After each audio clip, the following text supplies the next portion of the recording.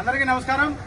ఇవాళ భారతీయ జనతా పార్టీ రాష్ట్ర అధ్యక్షురాలు, రాజమండ్రి పార్లమెంటు సభ్యురాలు, నందమూరి తారక రామారావు గారి ముద్దుల తనయ, రాజకీయ వారసురాలు శ్రీమతి దగ్గుబాటి పురంధరేశ్వరి గారి జన్మదినాన్ని పురస్కరించుకుని స్థానిక బీజేపీ నాయకులతో కలిసి మనమందరం కూడా ఇక్కడ రాజీవ్ నగర్ కాలనీలో ఉన్నటువంటి అమ్మ అనాథాశ్రమంలో వృద్ధుల మధ్య మనం ఈ యొక్క అన్న వితరణ కార్యక్రమము, పండ్ల పంపిణీ, కేక్ కటింగ్ అనేటువంటి కార్యక్రమాలు మనం నిర్వహిస్తా ఉన్నాము.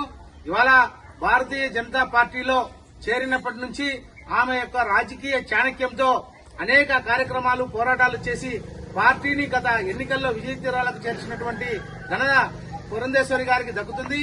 ఆమె నేతృత్వంలో రాబో రోజుల్లో పార్టీని మరింత బలోపేతమవుతుందని చెప్పి మేమందరం కూడా ఆశిస్తూ ఆమె నాయకత్వంలో పనిచేస్తున్నందుకు మేము గర్వంగా భావిస్తూ ఇవాళ ఆమెకు కలియుగ ప్రత్యక్ష దైవం వెంకటేశ్వర స్వామి ఆయురారోగ్యాలను, ఐశ్వర్యాలను ఇచ్చి మరింతగా ఈ రాష్ట్ర ప్రజలకు సేవ చేసే భాగ్యాన్ని కల్పించాలని చెప్పి కోరుకుంటూ భారత్ మాతాకి, భారత్ మాతాకి, భారత్ మాతాకి.